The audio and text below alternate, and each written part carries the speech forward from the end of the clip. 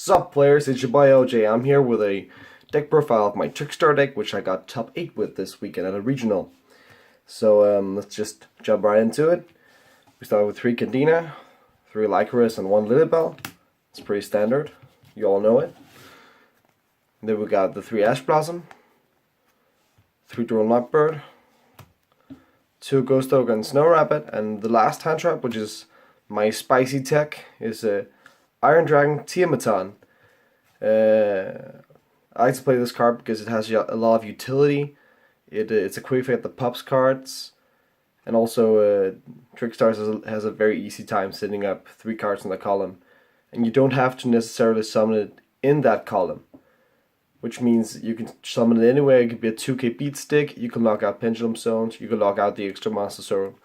It has a lot of unique uses, and also it can beat over a lot of stuff. Definitely recommend trying it out. Then we have the 3 Light Station and the 3 Terraforming, followed by 2 Puff Desires, Reggae and Dark Hole, because I like to run the spell card board wipes instead of running 3 Torrential. That's personal preference, and I also think it works a little bit better. It doesn't take up my side deck space. I prefer not to run Torrential Tribute. I haven't had really good luck with it in the past, and I've never really felt I've needed it when I've tried to play it. So, and then for the last spells we have 3 Scapegoat, explains itself. Then we have 3 Trickstar Reincarnation, that all pretty much also explains itself. 3 Heavy Storm Duster. If you've seen my previous list, I played Cosmic Cyclone.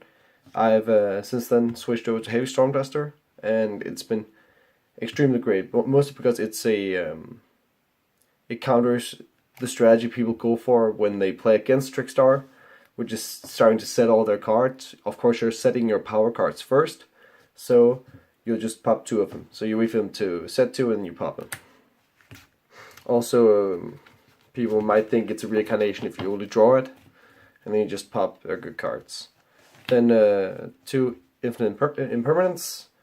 This card is really good. I've heard people kind of split on it. I've had amazing time with this card. I also got 2nd place at locals the week before the regional. I didn't have this card by then. I only played Torrential Tribute.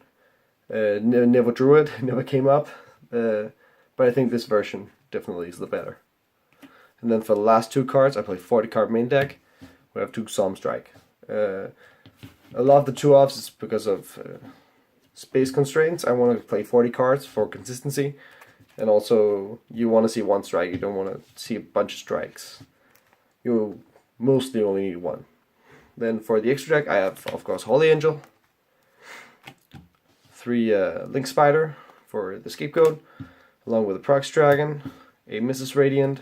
Then we get into the Link 2 Nightmares. These are also very great. Nightmare Goblin is amazing with Candina, because Candina can just search another Candina, and then you can have a lot of materials for further Link summoning. And also, since you can make them with any 2 monsters that don't have the same name, it has a lot of synergy with a card I play in the side deck. Then we have Unicorn. This card was also pretty good. It got Effect Veiler when I tried to use it, but it would have been really game defining if it gone through. I won anyway, but it certainly is a really good card. Also, the Pot of Greed, draw for your turn, is pretty awesome. Then I play 1 Topologic Trispana. It's really good spell trap removal. Also plays well with the side deck card, which is Mind Control. And yeah, if you Scapegoat into this, you can use a Scapegoat. Not a Scapegoat, I mean a Link Spider for the monster you special summon to its binder to remove all spell traps. That won me a game against Dark Magician, which was one of the few rogue decks I played. Then I have 1 Ningirsu, and Ningirsu explains himself. Non-targeting removal, which is non-destruction, and also you can combo well off if you play Reincarnation, set it face down and send it, you can revive. It's pretty good. Nightmare Griffin, I never summoned it. I could have summoned it, but I could just make it really aggressive for gameplay. So yeah, in theory, it's really good to play a skill drain in your deck.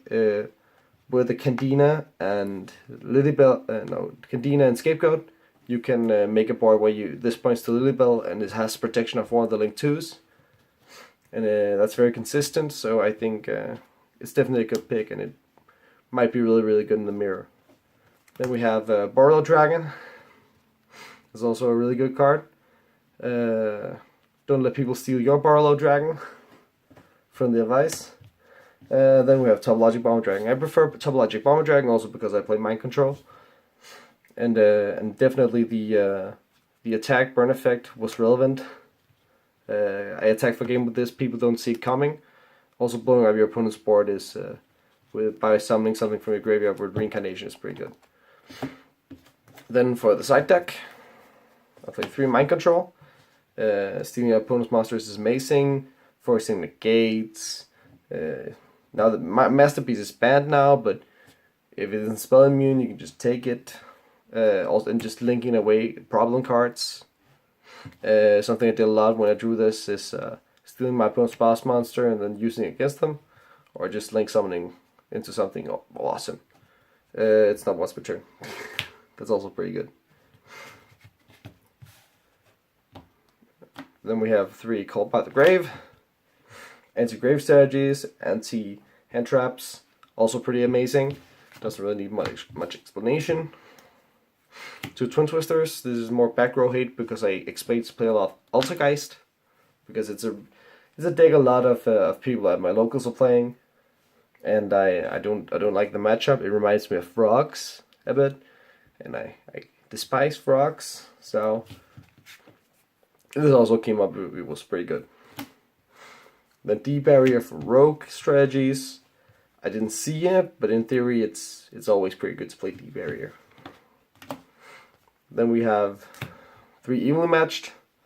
Yeah, it's evenly matched. It breaks big boards. It gets your head in card economy because you didn't play anything yet and your opponent spent their entire hand building the board. And then the last card is 1 Red Reboot. I played 3. I have 3 now. I did not have that when I made my list, so I had to settle for 1. This card came in so clutch. I'm really happy I played it, and it's definitely something I'll bump up to 3. I'm still looking at what I'm going to take out for it, but definitely a card everyone should be playing.